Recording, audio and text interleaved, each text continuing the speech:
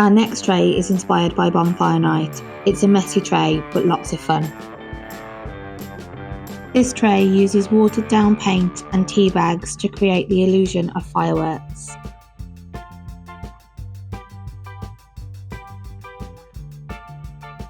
The children use the paint tea bags to drop onto the paper to create firework pictures.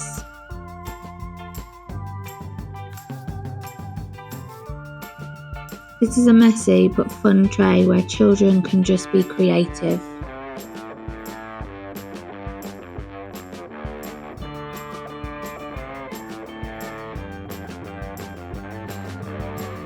They can explore colours, colour mixing, patterns, cause and effect. As the paint is watered down, it's easy to clear away at the end.